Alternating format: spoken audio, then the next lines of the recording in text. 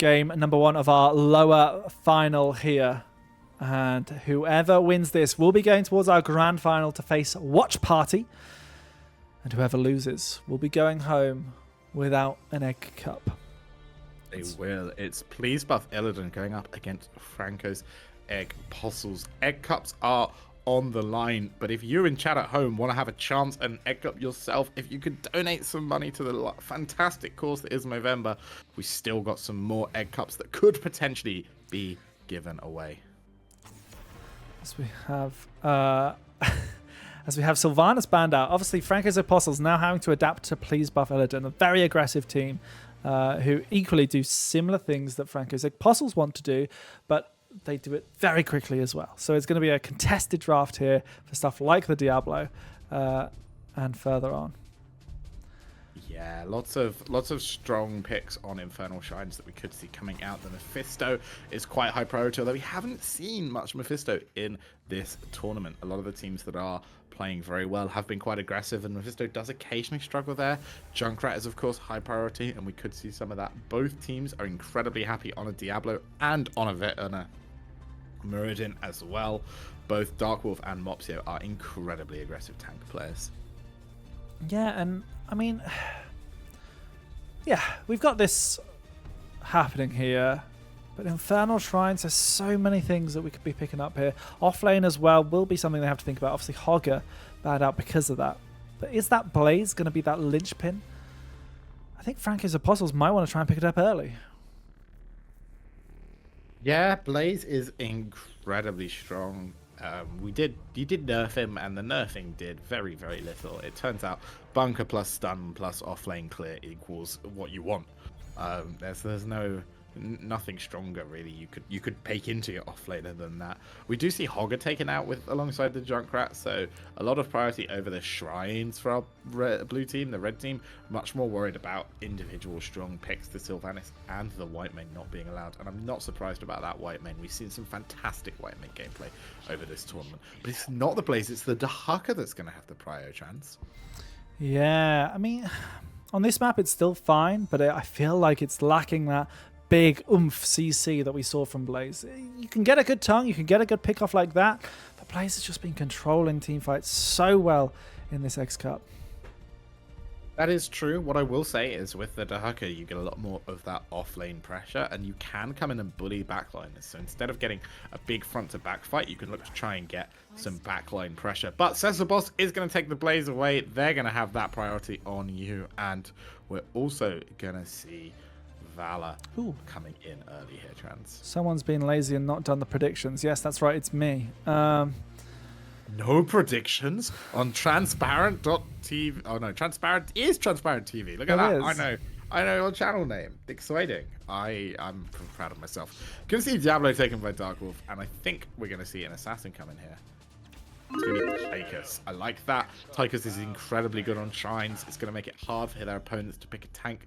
Although Johanna does look relatively juicy for them. I wonder if that's what we'll see banned, or if there's something scarier that has to be removed. Yeah, I mean, into the Diablo Tychus, I mean, it could be that they're just expecting the Garrosh potentially, or they're going to ban that out. Equally, Muradin is that big favourite of Mopsio when they don't have the other heroes. You know, they like to just be inside the enemy team, and Tychus prevents that kind of gameplay. Yeah, no, definitely very strong there, and also just incredibly strong on and around the shrine. When you feel like it's going well for you, you can pop that Odin, and suddenly you are incredibly good at mopping up shrine minions whilst also dealing a lot of damage to enemy heroes. It's a real 2-for-1. So it's going to be that Garrosh ban, and that does put Mopsio pretty much down to that Muradin as the favourites that they like to pick up. They might have to go outside of that, going for the Johanna, opting for something that's a bit more wave cleary. But I suspect, you know, especially with Sylvanas gone, we may still see something that is a bit more siege, a bit more macro. Anduin intimates a bit of a Genji play, but are they going to do that against this Diablo Dahaka Tychus? It's ETC. We were both wrong. The ETC could be punished. I'm a huge ETC fan. I do think they can struggle a little bit into Tychus. There is an exciting tech where you can think about taking the extra AA range into EC because it makes it a little bit harder for him to get on top of you. But it does mean your W no longer does anything, which is tough if your team want to kill the Valor or the Anduin. The Mosh Pit interrupts, though, so far are quite high. Sephiro is going to take Lucio, which is going to make ETC's life a little bit more painful. And we do have now the Hanzo arrow threat as well. So obviously we saw Kalthas in a previous game as well from Alvarez. It might be that we see the Kalthas here. It's a good follow-up combo. It's not so great into the Diablo, though. But if they catch any of those squishies, it can be dominating. I think you're right that there's going to be a lot of Mosh interrupts, but I don't think we're going to see massive Mosh pits. I think they're going to be those solo pickoffs, go for those aggressions, keep going as much as they can. That last pick is going to be the Kalthas. Don't hate the Kel'Thas here. It's going to have some good lockdown. It makes Lucio quite a bit harder to play as well. But I do think I have a slight preference for the drought of the blue team. It's a question of whether it will be enough to carry them through this first map. Let's see as we get into game number 1 here in our lower finals. We have Please Buff Illidan on the blue with Arian 70 on the Valor, Mopsio on ETC, Alvarez on that Kel'Thas, Gamer Boy on the Anduin, and Cesabos on Blaze. And our red team dropping down from the upper finals to try and get themselves into the grand finals on the second route. We're going to have our red team, Francos Eggpostles, not prepared, is on Dahaka. Coffee playing Tychus the Dark Wolf is on his Diablo again. Lucio being played by Sephiro, and Protoss Frank this time on the Hanzo. So it is going to be a Guitar Hero ETC. This is very interesting to see. I love to see alternate ETC builds, and you can make things work. Not prepared, trying to find that tongue, but not quite connecting. As we'll have to see who is aggressive here. As Mopsio gets a big stun onto Tychus, and Tychus does indeed go down. That is the wombo combo that we are expecting to see, and it absolutely was executed to perfection. That was a really nice engage on the Tychus. Pre-10, Lucio is going to struggle to keep people alive unless his boop is on point. But 2 stuns that he has to boop, and only 1 boop means that if he doesn't catch if he does catch the ETC, then the Blaze can come in, and vice versa. I think just a little bit of an overly aggressive positioning setup there. Yeah. No, go ahead. I'm not overly surprised by the ETC adaptation. Can't really pick block here, and I do think that on the Shrine you get a lot of opportunity to auto attack, so maybe he's going to get a lot of HP back that way. It does also let you feel a lot better about your level 7 choices, which are otherwise relatively naff on ETC. And if he is going into the stage dive style, which looks plausible because of the number of mosh pit answers they have, it is going to make him a lot more impactful opposing the Dahaka in that offlane. Yeah, on the other side of things, we have Lucio going for the party mix. So they really want to try and increase that range and also a bit of mana. As we now see it engage onto Cesabos, who has rotated all the way down as the Blaze. The Hacker being baited to burrow in as well. Protoss Frank is falling low, but it's the Dark Wolf is going to be the kill here for the blue team. A great tongue, though, onto Cesabos. And the blue team, although they claim the siege camp, their health bars have fallen quite low. Yeah, I think the red team are a little bit slow to react to that invade there. They got split by the 5-man of the blue team running down the middle. I don't think they quite realized that Blaze was there. And so by the time Dahaka dug in, they were doing their best, but they never had the momentum. They never had the prio. And in the end, they did get their camp invaded, and Dark Wolf didn't have a sensible way out. But I do think that that's not something the blue team will be able to keep up for the rest of the game necessarily. So I'm not too worried. It does come again down to that thing we were talking about from map 1. Critical failure, moments where the Eggpostles get kind of beaten where they shouldn't, and then having to play the rest of the game with a disadvantage they've almost imposed on themselves. Yeah, and at the moment, this disadvantage has been this mid-fort. Already taken out that front wall and a lot of damage done to the fort for this stage in the game. 2 minutes 50. The first shrine is only just spawning. And the blue team have a little bit of a level advantage. Can they get to level 7 in time? Not before the shrine has started, if the red team want to take that fight. But of course, we've talked about it. Diablo likes level 7 talent. It really does empower Diablo a great deal. PC has speed metal. I guess they want to run away from Lucio? I am surprised they don't want the knockback into the Diablo. It's the big tech. It's all tech. It's just speed. Better positioning if you've got more speed. That's what it is, definitely. As we do have the Shrine being baited. Level 7 is here for the blue team already. They did soak it up really well, and the red team now have to decide how they want to escape as Mopsio zones out a little bit. Power Slide dodged by the Dark Wolf, but does connect onto Coffee, and still, with just 50 armor here from that spell shield, Dark Wolf is able to be taken down a peg or two. Yeah, lots of damage chunked into him, but the well is available, and Frank is getting a lot of damage out as well with his Hanzo build. The W Scatter is building stacks, and he does have the exploding Qs as well for this Shrine. The Dahaka doesn't want to dig up, though, with 7s. Is instead just going to kind of chill with the Blaze, and I think that means the blue team are expecting to win this first Shrine. I'm a bit disappointed by that. I'd like them to be aggressive. Never mind. Dark Wolf has an angle. In comes the dig. That's going to make space, but the Blaze is closer now than he was before, and so they're not going to have enough time to get a lead here just to equal out this objective. All of the red team are now on this Shrine, so if they start losing this fight, it could go incredibly poorly, but they're going to try and play for ETC. The lick after the Q is big, but the ETC isn't low enough. Dahaka is now in a little bit of danger. Frank diving away. Mopsio can find the stun, though, with the ETC. Frank is going to die in the Flame Strike. Saphiro would have got that kill 5 seconds earlier, I'm sure, on his Kel'Thas, but is there more? It is only going to be 1 kill. I thought that could have gone a lot worse there for the Eggpostles. Yeah, really well done here by Kel'Thas, using that empowered Flame Strike to make sure it's too big for Protoss Frank to be able to avoid. And now a Frozen Punisher comes down with a healthy Valor and a Kel'Thas with all the mana in the world. They will be pushing down hard on this top key fort, and it may well go down. Yeah, Dark Wolf's trying to work out if he thinks he can take the jump or not. It is frozen, but the first freeze has gone off and hasn't connected, and I like this call from the red team. They're just going to sack this building. If they die, if one person dies now, they give 10s to their opponent and the game ends pretty much on this first Punisher, not unlike we saw with Shrines. Instead, they're giving themselves more opportunity to fight as the game goes on, but the blue team say, well, if you're going to give us a Frozen Punisher walking into your keep, we're going to take that. The Punisher is going to freeze all of the towers now, and so they are going to get the full keep wall, and with 10s, are they going to be able to get any more chance? I don't think they can, but look at the space they command. It's a decent wave here, and Diablo gets done. Mopsio speed battling around, trying to make sure they've got that best positioning. Valor just auto-attacking this keep, and still with 3 minions left. Protoss Frank and TV Coffee are struggling to get it all cleared out. Mopsio tanking the last bit, and this keep will go down to maybe a Hungering Arrow, but not before ETC goes down. Dark Wolf goes in, tries to find something. Alvarez is pushing forward, trying to get that last little bit of damage, able to get the Flame Strike, sacrificing their life, but a massive amount of equalization in XP has just happened. Yeah, that triple kill on their own keep, definitely nice, but a keep from first objective.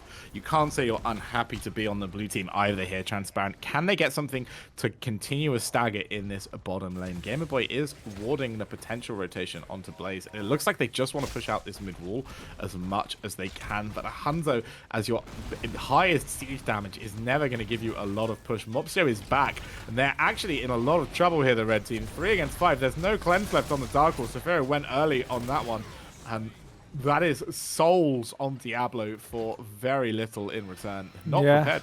Needs to be careful here. They do, as there is a mosh pit available should they want it. Dragon's Arrow is, of course, available for Protoss Frank as well to interrupt it. But yeah, mosh pit, of course, great tool for just getting single pickoffs if they need it. And I do wonder if the mosh was picked because they were pushing a keep with 10.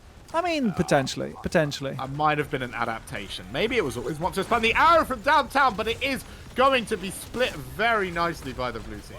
Yeah, Coffee here trying to find something with the grenade, but Mopsio looking to walk back in. They have so much sustain with this build, and also the speed of speed metal. Red team now need to think about what they want to do, and it looks like they're going for a gank here, potentially on Blaze. As Saphiro finds the interrupt, Bunker will be able to be used, has been used.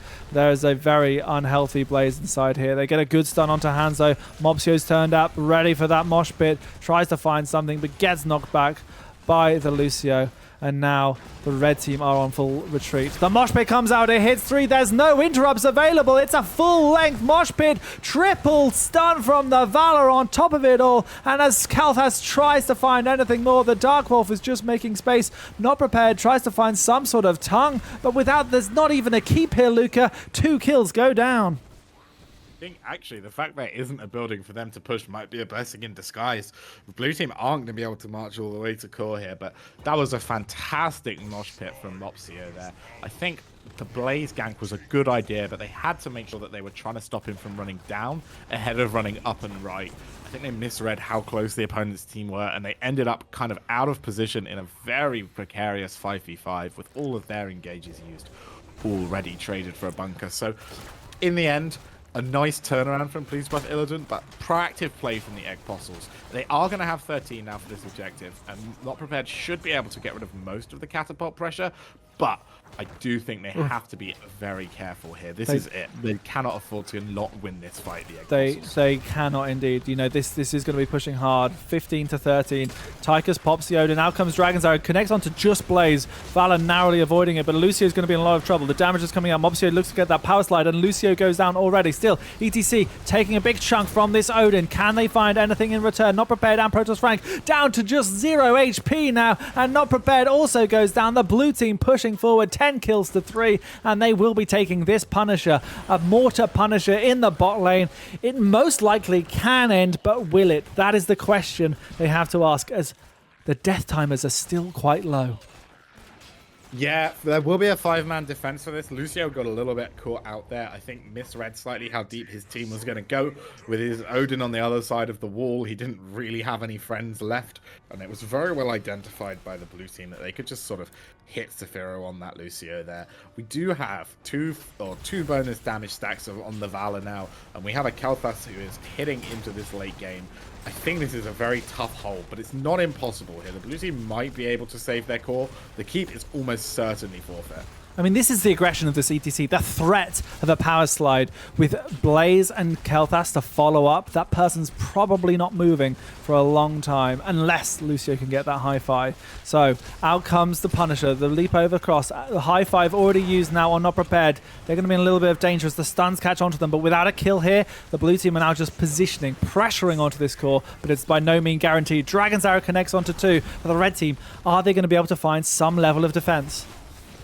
Another arrow from Frank that connects, but isn't quite big enough for the red team to pull the trigger. The core is starting to fall here. Odin is going to get deployed. The red team are trying to box the blue team out of an escape, trying to pick someone up here, but Coffee has been left in a 1v1 with a Valor. That's not going to be one. Mobster is going to get a light bomb on top. The mosh pit is going to connect onto 2. The ISO is going to be enough to stop it, but not before Hanzo goes down. There's a bunker to get the ETC out afterwards, and this is going to be enough as Please Buff Illidan are marching onto the core of Francos Eggpostles Transparent. They are going to take game number 1 in this lower bracket final.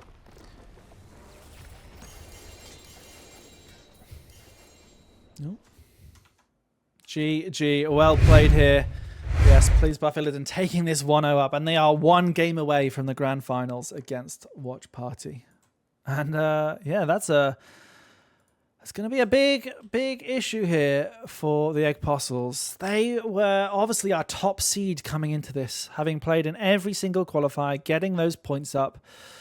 But right now, we're just seeing the class of Please Buff Illidan really showing. Yeah, no, they're definitely very cleanly executed by them. Game number 2 here in our Garden of Terror lower bracket series. This is our semi-final, as we do have Please Buff Illidan 1-0 up against Francos Eggpostles. And it was King Solomon who donated $50. That means we got another egg cup to give away, Luca. We do. We have another egg cup to give away. We'll sort that out, I think, after this draft. Let's get into the draft, yeah, and then we'll press the button at some point. Yeah. It doesn't Look take at this though. Well, that's true. The button push is small. But the Sylve, the Hogger coming out already in our draft chance. Garden of Terror. They're not going to be featuring today. And I think I like the Sylvanas ban. It's interesting to see the Hogger ban, though, actually wasn't as much of an adaptation as maybe we thought. They just did not want to play against it. Yeah, so predictions are up, and also the giveaway is up. It says use exclamation mark raffle, but it's actually exclamation egg. I changed it to be egg. Or maybe it is raffle. It is raffle. It's raffle. It didn't change to egg. It is exclamation mark raffle. So get involved for the raffle for an egg cup here. Let's get into this draft though, Luca. We can focus on that as well while this happens. We have Junkrat being banned here. Consistently banned out in this series. Coffee has been playing it very well, but that Diablo's still open. That Dehak is still open, but will not prepared want to change. Oh no, I've baited everybody by saying I changed it.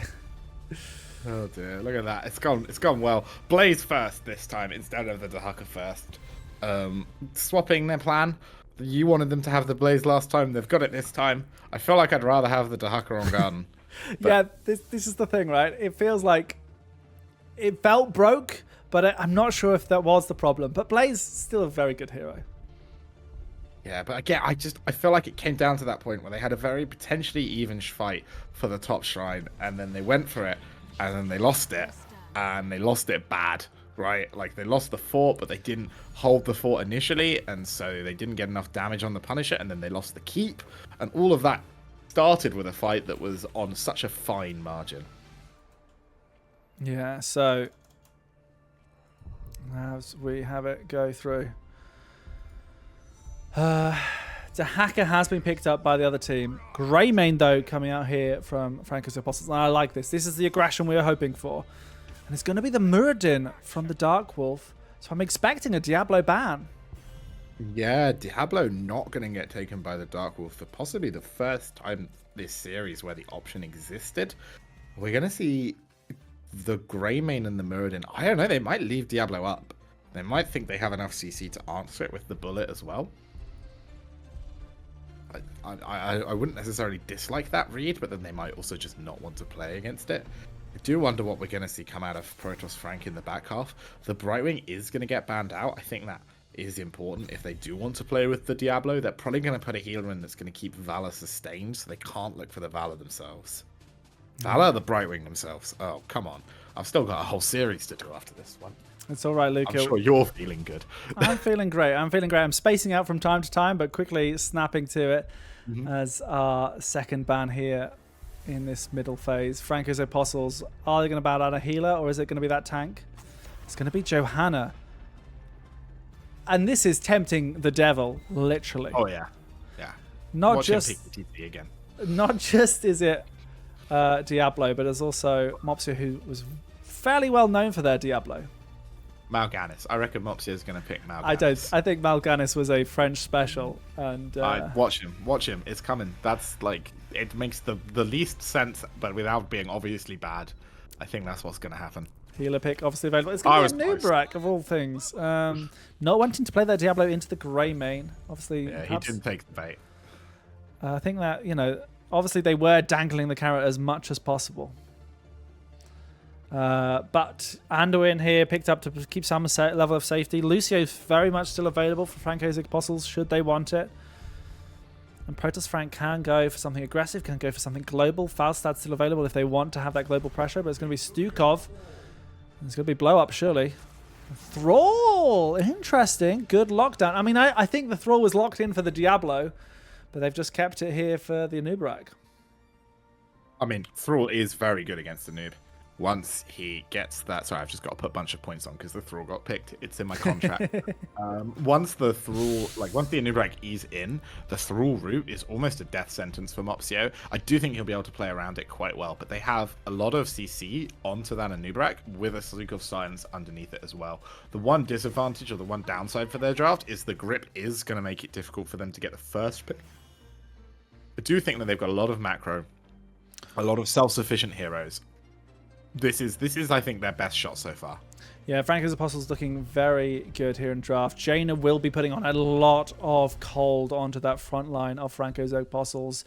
And Vala may just get away scot-free, but can they crack the carapace of Anub'arak? That is the question. Get your predictions in now. And here on the side of the blue team, it's please buff Illidan with Arion 70 on that Vala, Sesabos on the Dahaka, Mopsio on the Anub'arak, Alvarez on the Jaina.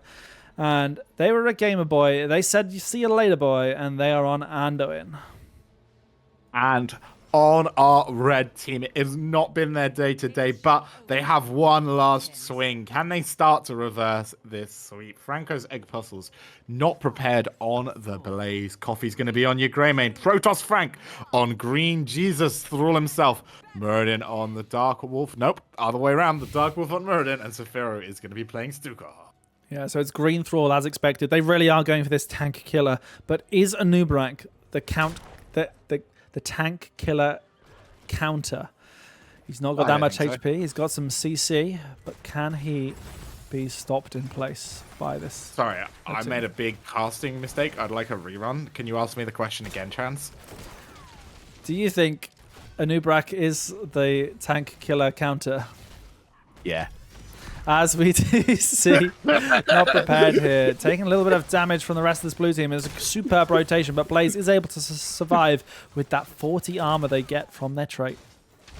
Yeah, no, nice rotation down there onto Blaze. It's good to pull out his cooldown. They're going to try and push this in now. The Valor has a lot of damage. Mopsio is going to tank, but in the top side, the red team able to scam a kill on Dahaka. They aren't going to keep pushing yet, though. They need the wave first, but they have a lot of pressure on buildings too. They do need someone to catch a mid-wave for them, though. If we are going to keep running this down, I think they're going to lose out a little bit of XP. I'd almost like not prepared to just leave and soak mid instead of staying opposite them in the bottom lane. Sesabos is back up, but oh no, Sesabos, not the start he was looking for. He might just about survive for now. The lick on Thrall, Protoss Frank. Oh no, is going down. Whoa, Sesabos. Two go down to the Forge, all for a kill on a Dahaka, and meanwhile the bot lane is still being sieged up by this Vala, by this Anub and Anduin. Oh, the greed. Oh, it's horrible, Luca. It's horrible. This looked so good for Francos Eggpostles. They were sacrificing this bottom fort and the pressure for the good top pressure, but it just hasn't worked out. Yeah, I mean, like, you gotta say, Sesabos, what an absolutely fantastic play there from him. But this is another game where Francos Eggpostles are going into basically minute 3 with a relatively big disadvantage. They have got heroes that can play from behind. They don't need a lead. They're not as tempo-based as they've been before, but I feel like I've seen this show before, Chance. Yeah, okay, they're looking at Sesabos once again. Unfortunately, the Muradin not connecting with that. Still, they don't have a bot fort to trade out anymore. They can just try and push top fort as is. Blaze can try and double soak, letting that bottom lane go a little bit further. So Greymane and Thrall looking to try and get on here.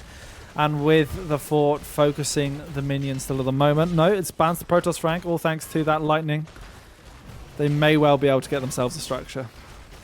Yeah, they're going to get some equalization. They're going to have to reset very soon, though, because there's a big push that's going to arrive at their bottom keep. And 7s are going to be in for that push as well. Blaze is being sent to deal with this. I worry that... Well, I guess the Haka... I'm not sure. I'm not sure. I'm scared. Yeah, this big is a engage push here. Big push. I mean, we know how much... Please buff Illidan have always prioritized this bot lane, and they are looking to try and open it up. Alvarez scouting people in those bushes. Level 7s are here for the blue team. And with Dahaka up in the top lane, they can come down fairly quickly with that burrow. It comes out now, but with this camp already gone, I think the red team might be safe for the time being. Yeah, the blue team aren't ready to give up yet, though. They've got their 7s, and their opponents do not. They've also still got a siege giant and a catapult. Coffee is trying his best to get a nice cocktail out, but the engage on Anub'arak is big. The grip is needed. Sesabos, though, is in the middle of everyone. Greymane goes down. Thrall goes down. Oh, no. A game on a knife's edge, and the grip the ability to try and change that in favor of the red team. Valor does have to be careful here. Is going to take tower aggro, but this keep is going to fall, Trans. Yeah, the keep falling almost before the Twitch chat predictions again here. It is fierce. It is vicious. And Please Buff Illidan are looking to try and make this a quick series. The Dark Wolf goes in, finds a good stun onto Cesabos. The roots follow up the silence underneath, but Arion has just been auto-attacking on Saphiro all while that happens, and Muradin still goes down. Yeah, Muradin getting licked back in, no way to save him with a Stukov, and I think the writing is on the wall as we are running it into the core. Blaze gets caught. Cesabos, what a game he has had on this Dahaka. So many fights where he has been the clutch difference. He has had the moments that have just taken Francos Eggpostles' best attempts and said, no, I'm afraid not. Once again, we see the scenario, a keep lost early on. Only one objective has been claimed, and the blue team are very close to level 10. I don't know what the call is here for the red team. The Dark Wolf is aware of Valor being there. The rest of the team wanting to take that camp, having to soak it up. Level 10s is now here, and they just don't know where this blue team are, apart from, obviously, Jaina and Valor. Yeah, but they can't step up into this. Not into Cocoon, not in level 10. Although Mopsio is pretending to think about Low it. Kosten Schwarm, maybe? I've heard good things about the Swarm. It seems unlikely, but yes, I mean, I guess it's there to sort of hold off just in case. It is going to be Cocoon still. Okay. Yeah. I mean, it's one of those things that, like, if you're winning and you've got a comfortable 2-level lead, that is a lot of sustain that can keep you going in these fights. That's true, but do you know what's better than sustain? Removing the damage. It's very, very true. Very, very true. Still, with this level 10 advantage, the blue team are pushing in the mid lane. They are just saying, look, we can just take camps, we can take walls, we can do whatever they like. Oh, the stun connects with a beetle. The root follows up, though, keeping them in the silence, but Mopsio are able to survive effortlessly with this 2-level lead. Yeah, 10s are desperately needed for the red team. I do think with 10s they have so much burst that Mopsio's game is going to be really difficult to play, but a 2-level lead, that's so much extra health. And you look at Anubrak and you think if he had 8% more health, I reckon he would be a lot stronger, and well, he's got that 8% more health now. Yeah, so with this, the 10s coming in soon. No, Jaina actually cancels the channel on there, just going for that siege camp instead right now. Now it is up to Anubrak. Trying to time this a bit more with the camp. Obviously, they're having this objective. Level 10s are here. We've got the Sunder with Thrall as well. So really not playing for that long game. It's all about that burst. Yeah, so the boss gonna get backing out here now. His mount is back up. I think the blue team... Well, I think the red team need to go, but I'm not sure they've got anything they can go on.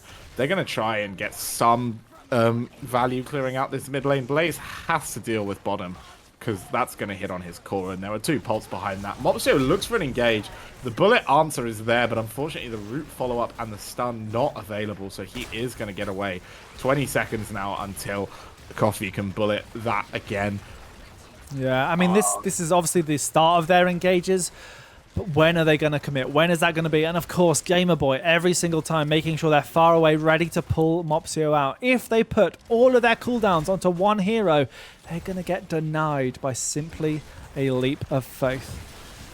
Oh, out comes. It's a great Sunder to peel away, and a good stun onto Valor could be in danger as they're splitting CC. There is no follow-up now. Pull has been used by Gamer Boy. The Dark Wolf going in, trying to find something, but the Jaina able to slow down the aggression of the Reds. Ring of Frost comes out. Greymane is in a lot of trouble. Bunker has been used, but it's too far away for Protoss Frank to get in, and now it is just the cleanup crew here for the Blues. They get stunned by the Dark Wolf, and a good silence by Saphiro means that Muradin and Thrall stay alive. It keeps getting closer, but the level lead is now 3 levels. 3 sets of that 4% health gain. A nice engage, though, comes out onto Mopsio, but it's not going to be enough. Muradin actually lower health than the Anubrak at this point, and he's going to fall to a good engage on the tank. That is a nice XP trade there, 1 for 1. Can the 4-man of the red team get anything more here? They're going to try and get on these backliners, but every time Not Prepared goes in and doesn't get it, he is instantly the target. Cesabos is going to fall low here on that darker, and Alvarez might still be deep. Pronos Frank wants to go. His Thunder's up in 1 second, but isn't going to be able to find a window trans. They need 13s, and then they need to try and have another big Hail Mary fight. I'd like to have seen Red Team chase a bit further there. I know their waves were starting to push in, but what does it matter? You'll get that XP at some point, but the blue team were out of mana. They could have kept pressuring until the very gates of these forts. And I think now with 13s, they do get a lot. But is it going to be enough to get them back into this game? 2-level leads still for the blue team. And the red team rotate round. They might find Cesabos just in this bush. Dark Wolf looking for it. Obviously going through the minions, stopping the stun from the Dark Wolf. It comes out. Curse Bullet as well. Cesabos is going to fall, but it's not before the Ring of Frost comes out. And actually, Dahaka stays alive for so long that the Ring of Frost just annihilates so many members. Muradin goes down. Protoss Frank is also low, not able to find the route. And Coffee looking to maybe find a trade. Protoss Frank gets away with 20 HP. And is Blaze falling too. Blaze is going down. Coffee is going to fall here, but Thrall is just about able to get a little bit of a root out. I don't think it's going to be enough. Protoss Frank, another huge root, but he is going to fall in the end. 3 blue members are walking towards the core. Jaina's not with them. They're going to try and confirm this keep. They can't do anything more, but again, another Hail Mary pass missed, and you do have to ask yourself, how many chances have Eggpostles actually got left in this game? Well, it looks like it's 0 according to Please Buff Illidan. They're saying we are going on this core. We are starting this up. The Dark Wolf coming into the backline here, going straight for Gamer Boy. But they are all by themselves. They are all by themselves, and they quickly get dispatched. You can't do that. Level 16 is here. Valor is getting through your HP. They're getting through your armor. And of course, Greymane falls. Blaze about to go down as well. It looks like this is GG. Please Buff Illidan will be going forward to the grand finals of the Eggs Cup. We have our 2 finalists. They have played it incredibly well. The qualifiers, they won the games they have played today, and we have GG, well played, as game number 2 is Please Buff Illidan.